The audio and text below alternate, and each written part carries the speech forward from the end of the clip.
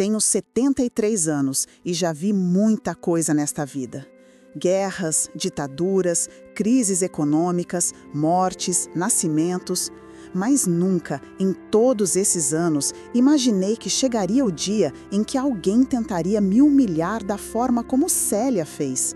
E muito menos que essa pessoa seria a mãe do meu genro. Meu nome é Odete. Sempre fui uma mulher simples, trabalhadora.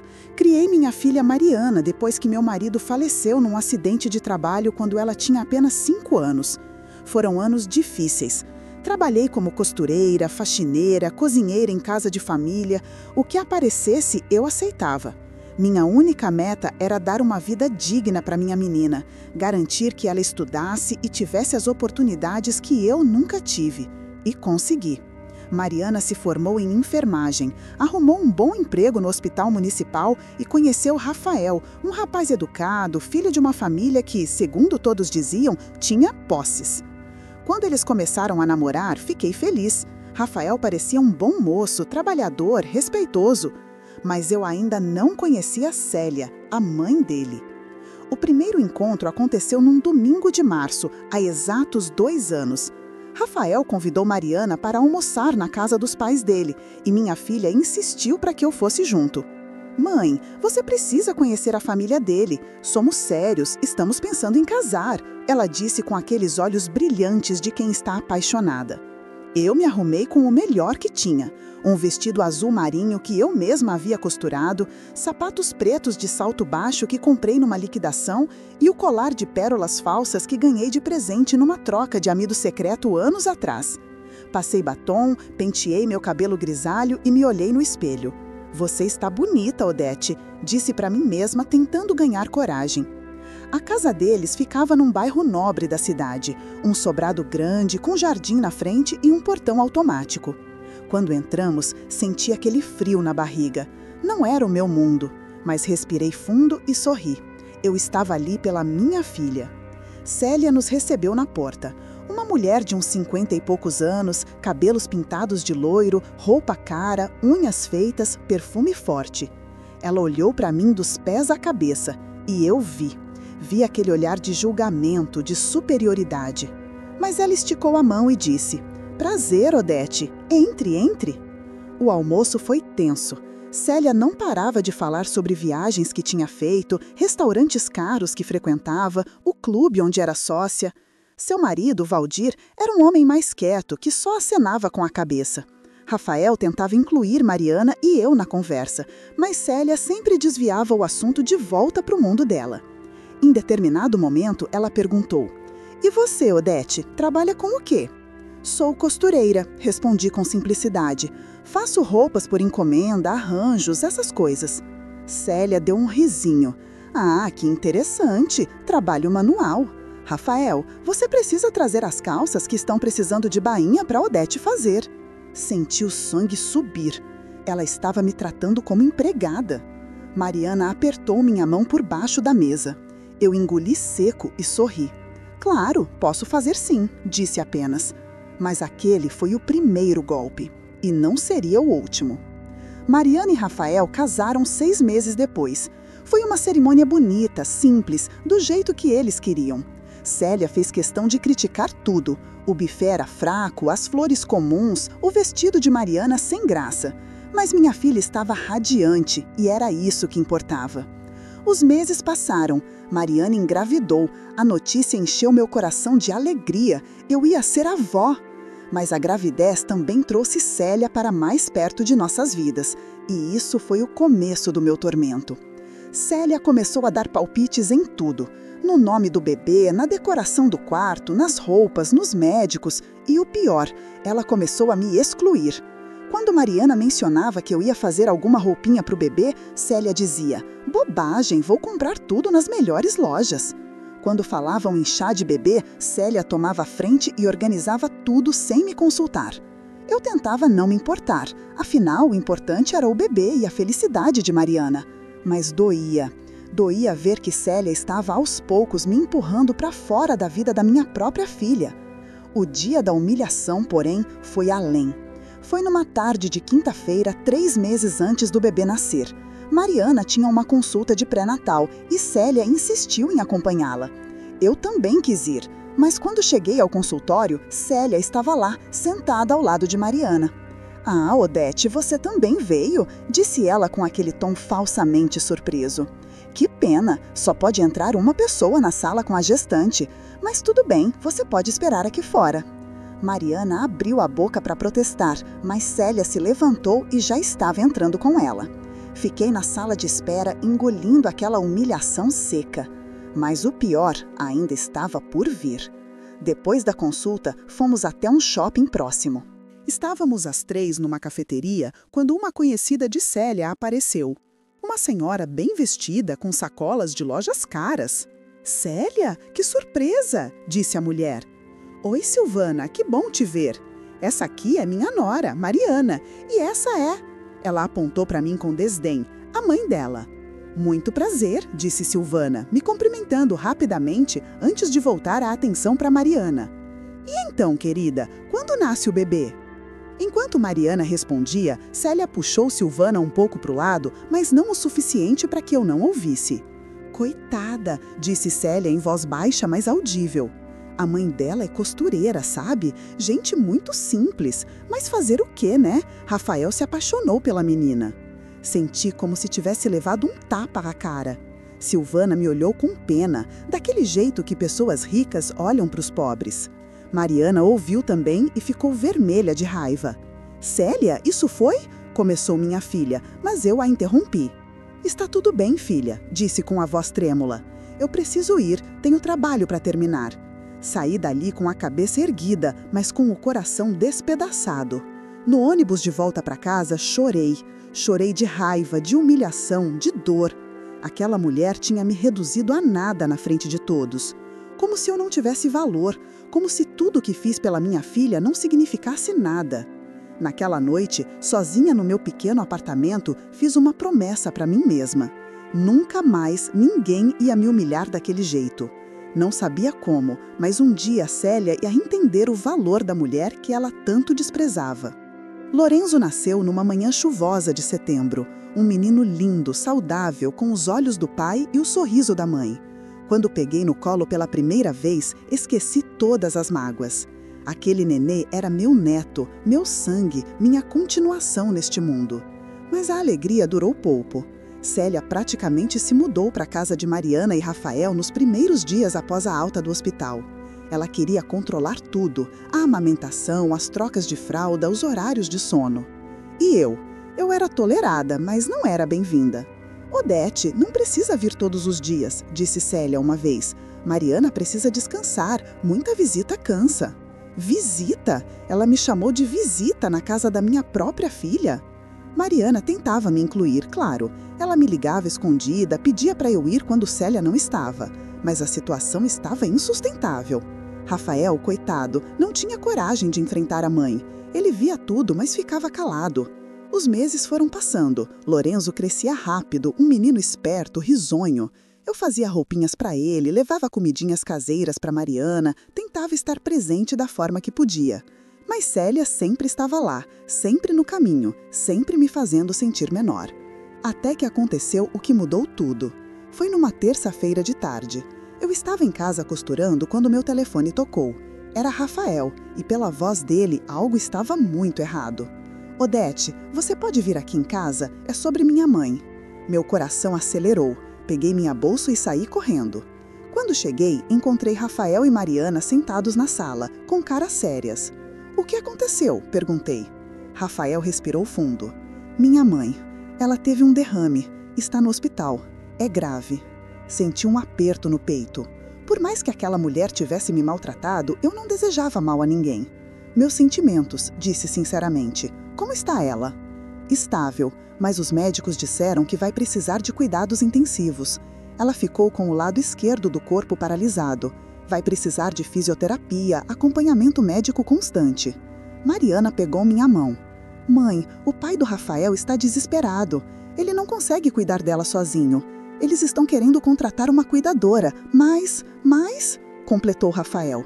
"Minha mãe não quer estranhos cuidando dela, e meu pai não tem paciência nem preparo para isso." Houve um silêncio. Eu sabia o que estava vindo. Odete, disse Rafael, e pela primeira vez vi humildade nos olhos dele. Eu sei que minha mãe não foi legal com você. Eu sei, e me desculpo por nunca ter tido coragem de defendê-la. Mas você é enfermeira, não é? Olhei para Mariana, confusa. Ela negou com a cabeça. Não, Rafael, minha mãe é costureira. Eu é que sou enfermeira. Ah, é mesmo? Ele se atrapalhou. Desculpe, eu estou confuso. Mas você tem experiência cuidando de pessoas, não tem? Você cuidou da Mariana a vida toda, você... Rafael, o interrompi. Aonde você quer chegar? Ele olhou para Mariana, que suspirou. Eles querem que você cuide da Célia, disse minha filha. Pelo menos temporariamente, até ela se recuperar o suficiente para aceitar uma cuidadora profissional. Fiquei em silêncio. A ironia da situação era gritante. A mulher que tinha passado 2 anos me humilhando, me tratando como inferior, agora precisava de mim. Vamos pagar, claro, um salário justo. Você ficaria lá na casa com ela, teria quarto próprio, alimentação. Eu preciso pensar, disse apenas. Voltei para casa com a cabeça girando. A noite inteira fiquei acordada, pensando. Parte de mim queria recusar, queria que Célia sentisse na pele o que era ser rejeitada. Mas outra parte via uma oportunidade. Na manhã seguinte, liguei para Rafael. Eu aceito, disse, mas com algumas condições. Valdir, o marido de Célia, foi pessoalmente ao meu apartamento para acertar os detalhes. Era um homem cansado, assustado com a situação da esposa. Odete, muito obrigado por aceitar, disse ele. Você não imagina o quanto isso significa para nós. Eu tenho condições, disse diretamente. Primeiro, eu vou cuidar de Célia, mas vou fazer do meu jeito. Seguindo as orientações médicas, claro, mas sem interferências. Segundo, eu preciso de 1 dia livre por semana para ver minha filha e meu neto. Terceiro, o pagamento precisa ser justo e eu quero tudo registrado. Quarto, respirei fundo antes de continuar. Quarto, Célia precisa entender que agora sou eu quem está no comando dos cuidados dela. Ela vai ter que confiar em mim, me obedecer quando for sobre a saúde dela. Se ela não conseguir fazer isso, eu saio e vocês procuram outra pessoa. Valdir concordou com tudo, sem pestanejar. Ele estava desesperado. 3 dias depois, eu me mudei para a casa deles. O quarto que me deram era grande, confortável, com banheiro próprio, muito melhor que meu apartamento. Organizei minhas coisas e fui conhecer minha patroa. Célia estava numa cama hospitalar que tinham instalado num dos quartos do térreo. Ela me viu entrar e seus olhos se arregalaram. Tentou falar, mas as palavras saíam arrastadas, difíceis. Odete!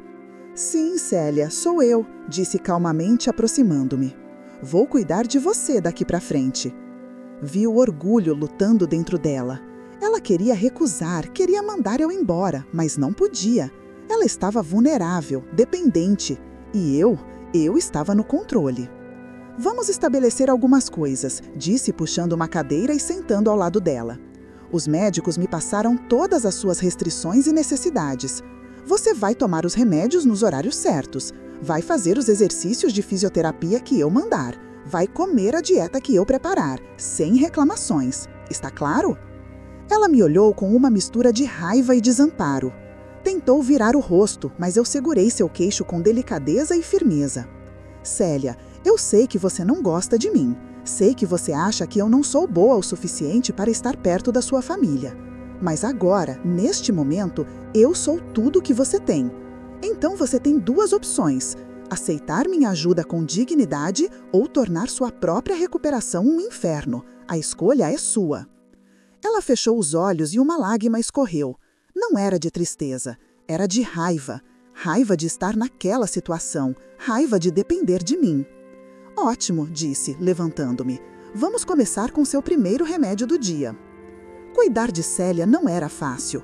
Ela era teimosa, resistente, mal-humorada. Toda vez que eu pedia para ela fazer algo, ela revirava os olhos ou murmurava algo ininteligível. Mas eu tinha paciência. Anos cuidando de minha filha e trabalhando com pessoas me ensinaram isso. Na primeira semana, estabeleci uma rotina. Às 7 da manhã, eu acordava a Célia, ajudava-a com a higiene pessoal e dava o café da manhã.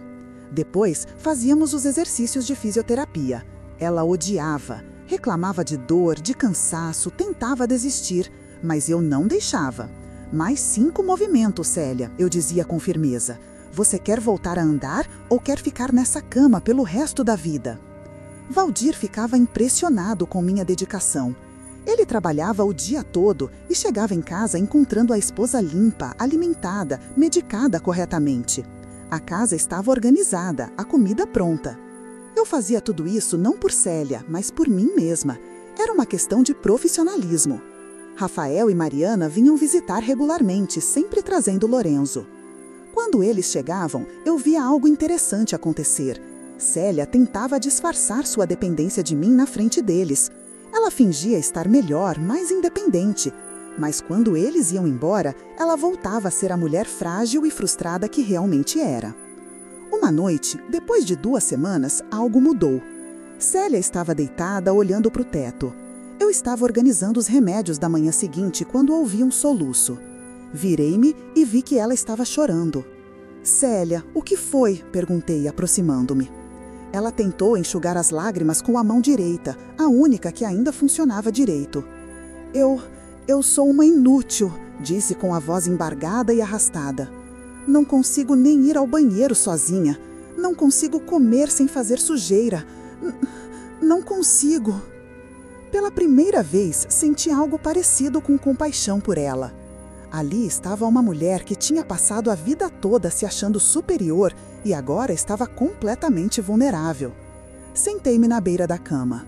Você não é inútil, Célia. Você teve um derrame. Isso não é culpa sua. E você vai melhorar, com tempo e esforço. Ela me olhou e por um breve momento vi algo diferente em seus olhos. Não era gratidão ainda, mas era reconhecimento. Por que você está fazendo isso? Perguntou ela. Depois de tudo que eu fiz com você. Respirei fundo. Era a hora da verdade. Você quer saber a verdade? No começo, eu quase recusei. Pensei, deixa ela ver como é ser desprezada. Mas então, percebi uma coisa. Fiz uma pausa, escolhendo bem as palavras. Percebi que cuidar de você não seria uma vingança, seria uma lição, para você e para mim. Você vai aprender que o valor de uma pessoa não está na conta bancária ou nas roupas de grife. E eu vou provar, para mim mesma e para você, que essa gente simples que você tanto desprezou tem muito mais valor do que você imaginou. Célia ficou em silêncio. Depois virou o rosto para o lado, mas não disse mais nada. E eu sabia que minhas palavras tinham atingido o alvo. Com o passar das semanas, comecei a ver progresso. Célia estava ganhando mais força no braço esquerdo. Conseguia ficar sentada por mais tempo. A fala estava mais clara. Eram pequenas vitórias, mas significativas. E algo mais estava mudando, a relação entre nós. Célia ainda era orgulhosa e difícil, mas começou a me ouvir mais. Quando eu explicava o porquê de cada exercício, cada remédio, cada restrição alimentar, ela prestava atenção. Às vezes, até fazia perguntas. Por que eu não posso comer sal? Perguntou uma vez durante o almoço. Porque você tem pressão alta e o sal pode agravar isso, pode causar outro derrame, expliquei pacientemente. Ah, disse ela, olhando para o prato.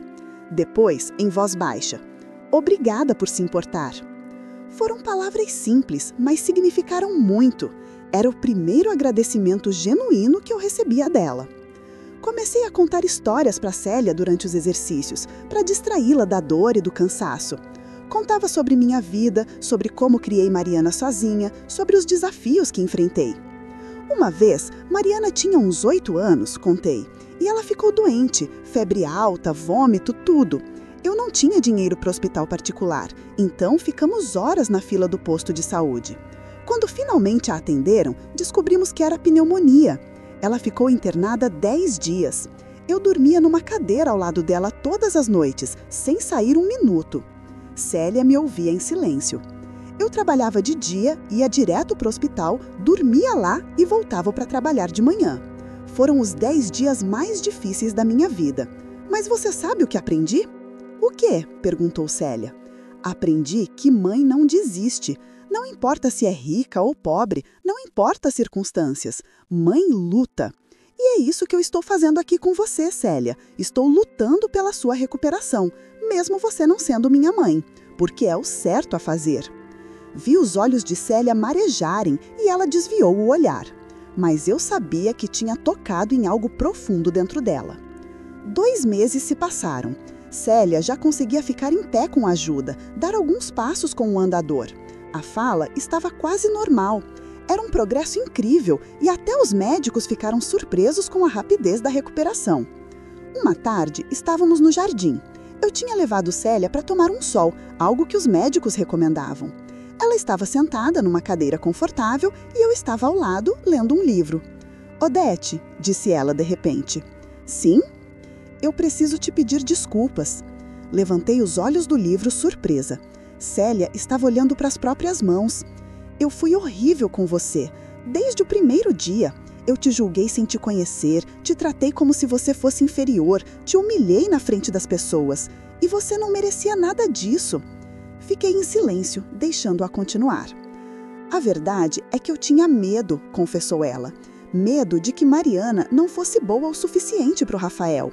Medo de que a família dela, você, não fosse do nosso nível. Eu me preocupava tanto com o que as pessoas iam pensar, com manter as aparências, e no processo me tornei uma pessoa terrível». Ela finalmente me olhou nos olhos. E então aconteceu isso comigo, o derrame. E de repente eu era inútil. Eu era quem precisava de ajuda. E a única pessoa que se dispôs a cuidar de mim, genuinamente, foi justamente você, a mulher que eu mais maltratei. As lágrimas desciam pelo rosto dela agora. Você poderia ter me deixado apodrecer naquela cama. Poderia ter feito o mínimo, só pelo dinheiro. Mas não, você me cuidou como se fosse sua família. Você me tratou com dignidade, mesmo eu não merecendo. E isso me fez perceber que eu estava errada sobre tudo. Segurei a mão dela, a mão que ainda tinha dificuldade de se mover. «Célia, aceito suas desculpas, de coração. Mas você precisa entender uma coisa. Isso não foi só sobre mim ou só sobre você. Foi sobre mostrar para todos, especialmente para si mesma, que o valor de uma pessoa não está nas coisas materiais. Está no caráter, na forma como tratamos os outros, na nossa capacidade de amar e cuidar». «Eu sei disso agora», disse ela. «E quero que você saiba, você é uma mulher extraordinária, Odete. Mariana tem muita sorte de ter você como mãe. E eu tenho sorte de ter você cuidando de mim». Abraçamos ali, no jardim, 2 mulheres que tinham começado como inimigas e estavam, aos poucos, se tornando algo mais. Não éramos amigas ainda, mas havia respeito mútuo. E isso era um começo. 3 meses e meio após minha chegada, Célia estava quase totalmente recuperada. Ainda tinha alguma dificuldade motora no lado esquerdo, mas conseguia andar com bengala, falar normalmente, cuidar de si mesma em grande parte. Os médicos disseram que ela não precisava mais de cuidados em tempo integral. Uma fisioterapeuta visitaria 2 vezes por semana, mas Célia poderia voltar à sua rotina normal. Isso significava que meu trabalho ali estava terminando. Valdir e Rafael me chamaram para uma conversa numa tarde. «Odete, não sabemos como agradecer tudo o que você fez por nós», disse Valdir.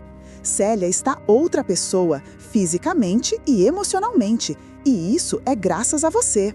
«Foi um prazer ajudar», disse sinceramente. «Célia é uma lutadora, ela fez a parte dela». Rafael entregou-me um envelope. «Além do salário que já pagamos mensalmente, queremos te dar essa gratificação. É o mínimo que podemos fazer». Abri o envelope. Era um cheque de um valor considerável. Fiquei sem palavras. «Isso é demais, Não, interrompeu Valdir. «Você merece cada centavo. E mais, queremos que você saiba que sempre terá um lugar nesta família. Você não é mais a mãe da minha nora, você é parte da nossa família».